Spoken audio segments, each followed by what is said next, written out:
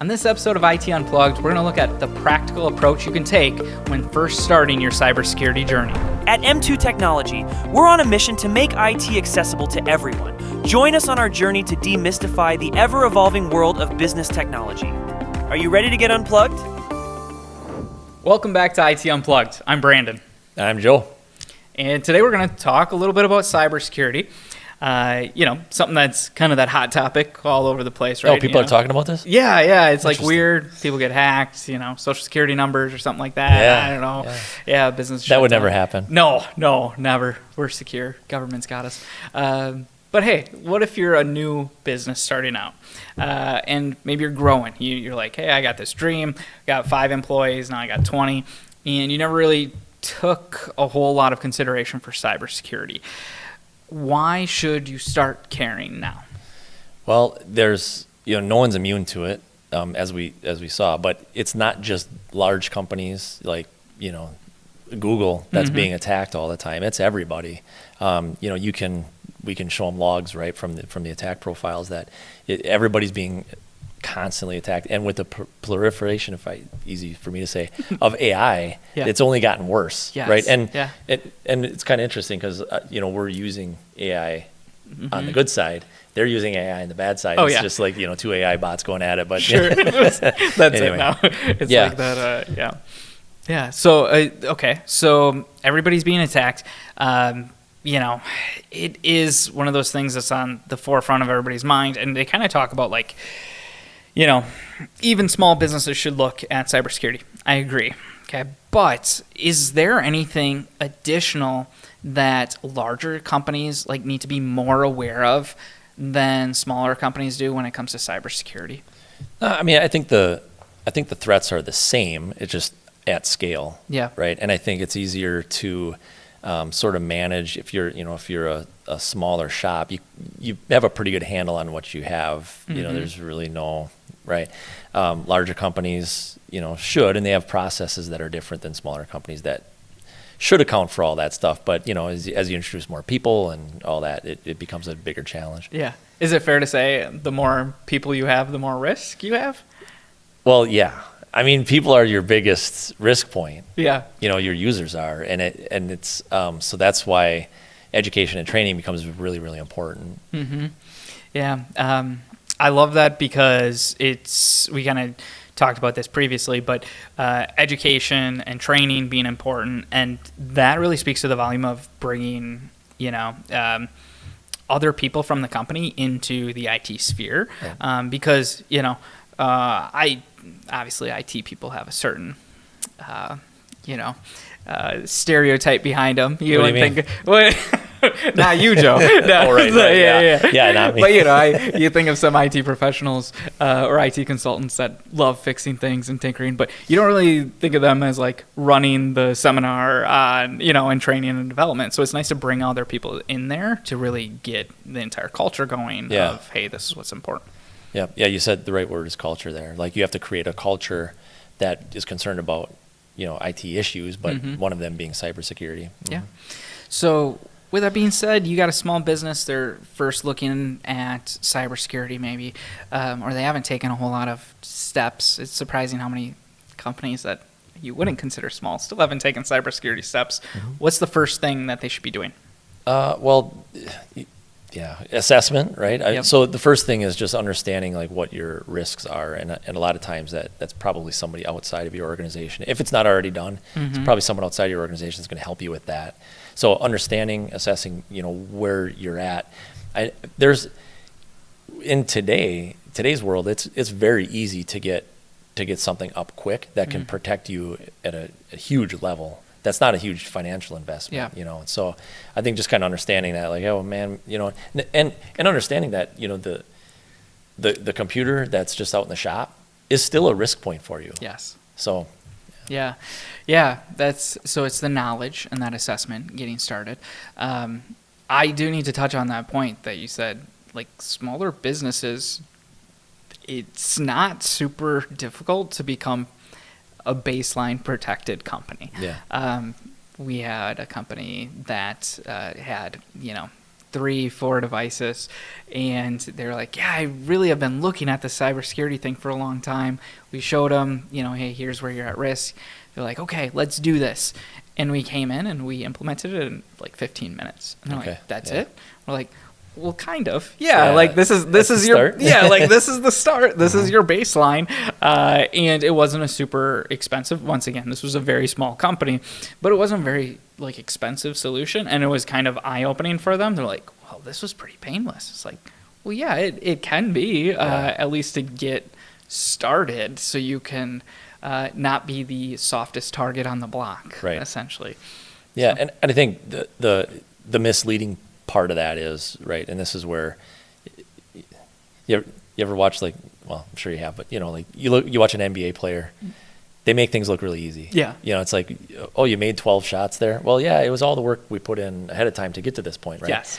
So like that's what it is when you have an IT, support come in. Well, yeah, we have the whole tool set built up and a whole knowledge base that's built up. Yes. And that's why I think it's just important, like what I said earlier, is probably just get a little help, because it can save you a ton of work. And that's such a good point, because I don't think even it being somebody that isn't an IT consultant but still fairly tech savvy, it's like, yeah, that was really easy. But then you do think about all the other things that went into it that you're talking about, finding vendor partners that you trust and doing all the research beforehand. And, so the lift is all front loaded. But then when it comes to an end user or a business owner, it feels simple. You know what I mean? You get to step in. Or it should, if we're doing the right thing, right? And this isn't a shameless plug or anything, but I'm just saying that is a real thing, that goes across, like, I mean, a plumber, right? They always say this, the plumber will come in and fix it in 15 minutes, right? Well, and then they charge you, and you're like, what do you mean? And he's like, I'm not charging you for the 15 minutes. I'm charging you for the 20 years that I had to, spend learning this. Mm-hmm. And it's no different in IT. Yeah, that's a good point. I think it's that just brings me to other things, right? Like if I see that plumber come in and he fixes something for me and he has a little doodad and he puts it up in there and stuff like that. A doodad, that's technical. Yeah, that's pretty. I'm real handy. Yeah. Okay. But if they do that, like when I look at that person and they charge me, I'm like, thank God someone came in here and did it. You know what I mean? Yeah. And I think there's that like it's a little bit skewed sometimes when it comes to technical things, because people have the feeling that they're really technical sometimes when they're not. Okay, so you come in and you do something and it's really quick, and we did all that front load stuff. It's like, oh yeah, that was easy. You know what I mean? Like, I could have done that. But I think it's that like cybersecurity is drastically different than being able to load a program on a computer, or you know what I mean? Just like be able to do one thing. Just like for me, that self-realization when the plumber comes in, I'm like, I don't even have the tools. I don't have any of this stuff. That's it. I'm happy you've come in here. Mm-hmm. Sometimes I think with IT, it's like, well, they just plugged it in and plugged it off. You know what I mean? That's it, right? But there's a lot more to it. Yeah. So, these businesses that are coming in and asking for IT help, what I found every once in a while is they really want the security, but if they've never taken a move towards anything security related or cybersecurity, there is sticker shock, or they're kind of nervous a little bit about that additional expense that's come in. So how do you balance that when you're talking to small or medium businesses? Yeah, the first thing, building the relationships so they understand, the value that they're getting for that money spent. Mm-hmm. The other thing I would say is, like, you don't have to do the full on gamut right away, right? Sure. And that's where it gets a little tough. Mm-hmm. And this is where the 80-20 rule, right? So you can get 80% of the way there for a fraction of the cost. Now that extra 20%, that's tough. Yeah. And that's where some people don't, necessarily understand why you're making that investment, or mm-hmm. some people don't, and that's okay too, right? I mean, sure. That's where but understanding what they're getting and then the risks that they're taking on, depending what level they're at, that's the important part. Yeah. So that, I think the trust aspect, building that trust is super important, because, our owner said this once to me, and it was obviously a joke, but he's like, lawyers and IT companies, they're both going to screw you over. It just depends on how much, and like he was joking about the other IT companies that were out there, not M2 Technology, but it speaks to like that lack of trust where you don't really know what is happening unless you're being informed of the pros and cons of what's happening. We have a new IT consultant. He's on here, and I've never seen someone explain everything he's done going through it. And I'm like, do you have to say all of it? And then I realized, like, he's talking to a non-technical person. This is awesome. Like, they know every single thing that's happening and why it's positive. And I think that same thing happens, right? Like, if I go to a car mechanic and I don't know them and they tell me brakes are $900 and I need that and I need an O2 sensor and this and that, in my head I'm going like, do I really, like, I don't trust you yet. But then when you got that person that you've taken your car to for 5 years and they're always fair and they're always transparent and they tell you why you need it, and then every once in a while they go, yeah, that O2 sensor doesn't really do anything, you don't really need it, like, that's what builds trust over time. So cool. So what do you see as the most common cybersecurity mistake that businesses make as they are growing? Well, the biggest mistake is that they don't have a plan or anything, right? I mean, they just like ignore this, or they think that, well, no one's attacking us, whatever. And what they don't realize is, to hackers, you're just an IP address and just a random combination of numbers, right? They're not attacking M2 Technology. They're just attacking 12 dot whatever, right? So anyway. That's the biggest mistake, is assuming that they're not a target. A second mistake they make, I think, is underestimating the power of the user in this whole cybersecurity initiative and getting them to understand. So we've all heard the story now, right, where they pick up the USB drive out in the parking lot and then they plug it into their laptop. Like, whose is this, right? And well, there's a program on there that's running keystrokes, and at such a rate you can't even stop it at this point, right? And so that stuff is real and it happens, And then the third thing I would say is that, and I'm not sure if you're getting to this question, so I might have to repeat myself later. But the most important thing to do is create a DR strategy, because it's not a matter of if but when. And so what is your strategy? What's a DR strategy? Disaster recovery. So when something bad happens, a disaster, what's your recovery plan to get back to business? Sure. Yeah. I feel like that could make you sleep a little bit better at night, even talking about it, Sure. I wonder where the point is going to come where people start thinking it could happen to me. Like, it's so prevalent in the news and everywhere else. Like, and the only thing that I've seen is when someone's neighbor has it happen. Obviously, if it happens to you, then you're like, oh, this is serious. And then sometimes when we get a call, unfortunately, which is not supposed to be preventative, but we can, or it's not supposed to be a reactive thing, hopefully, but we can still do that. But like, how many more news stories need to come out before people are like, oh, it could potentially happen to me? Yeah, I would add this.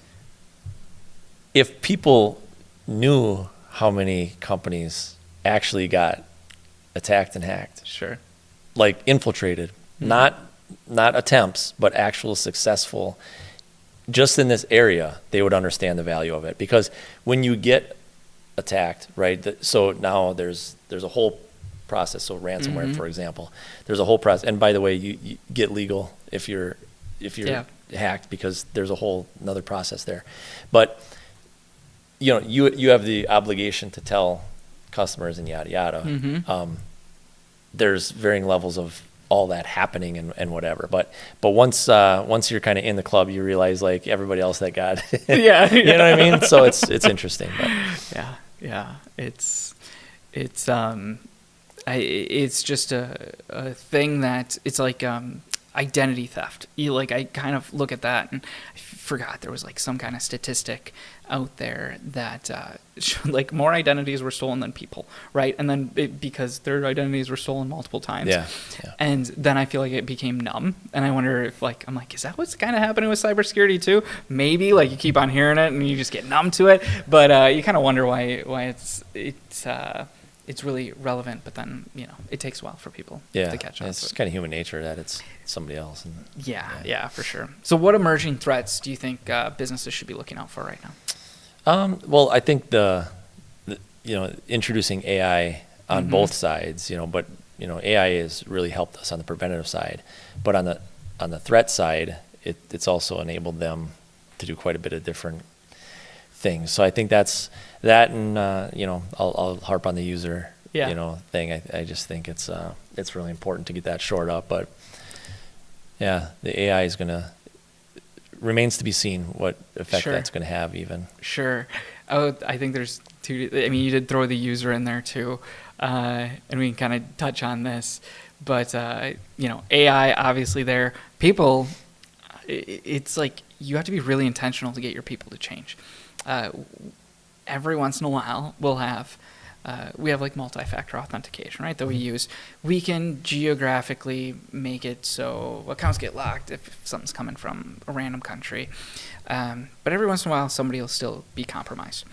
And we're like, wow, Microsoft came out with a stat that all like 99.2 attacks can be prevented from multi-factor. So you think you're pretty good, right? Mm-hmm. But then there's that human thing. And you're like, okay, well, this was somebody trying to get in. And you got a notification on your phone. You hit no, right? And they're like, no, I hit yes. Yeah. Like, but you're not on your computer. You're hiking somewhere. What are you doing? And they're like, oh yeah, I hit that. And you're just like, what is going on? So when it comes to that culture, how do you build a culture where all your employees care about the same things that the CEO cares about when it comes to cybersecurity? Or maybe the CEO doesn't care about it. So that's a whole nother thing. But how do you build that culture? Well, that's just being very intentional about the whole thing, and I'll say that's a 99.2% success rate there too, right? It's right. You're not always going to get everybody, but it's just getting your your teammates and all that to understand cybersecurity and its threats, and this is why we're doing multi-factor authentication. And if you didn't log in, don't push yet. All those little behavioral things.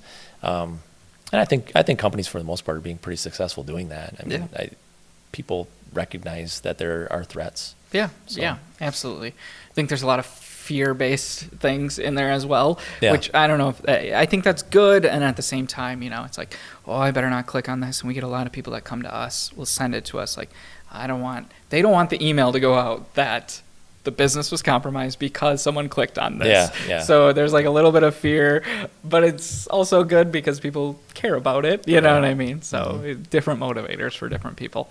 If you could give one thing for SMBs, small businesses to implement from a cybersecurity standpoint, what would that be? A DR strategy. Okay. Yeah. Your disaster recovery. Okay. Yeah. I think having, that's a part that gets overlooked a lot, and it's like if you can have an immutable backup that's offsite that you can access if something would happen, it's pretty like you can sleep at night knowing okay that happened, but we have all of our backups and we're back up and running, and so the prevention is going to happen. Everybody's going to do that, but then being sophisticated enough as a business and IT partnership to have a strategy moving forward, that's important. Yeah, I don't think everybody takes the low-hanging fruit on that one. Usually it's like multi-factor, endpoint protection, you know what I mean? But I don't hear disaster recovery a lot. I feel like that's usually because it's at the end of the process. Right. So are you suggesting that you're already doing the rest of it first? Because that's what's going to, that's like table stakes essentially. Yeah, I guess that's how I would look at it. I mean, I guess when you asked me the question, I went immediately to it like, okay, thinking through it, let's say you got hacked, right? Okay, well, so either you didn't have something or you did, and I'm just assuming we did. Yeah. But man, would it have been nice to have a backup. So that's why I went with the DR strategy. Oh, absolutely. No, I think it's super viable. And, some people just think, I'll just restart. It's like, no. That's not how this works. Yeah. Like, you take 20 years or 5 years even of business information and just make it all go bye-bye and then try to run your company and see what happens. Like, that's tough. Yeah, it's tough. So, well, that's great. I think this is informative for small and medium-sized businesses, especially ones that are, maybe looking to first implement something when it comes to cybersecurity, or take that next step because they said, yeah, we did a little bit, but now it's time to really take it seriously. Yep. Thanks so much for listening to IT Unplugged. Make sure you like, subscribe, do all that other fun stuff, and we'll see you on the next episode.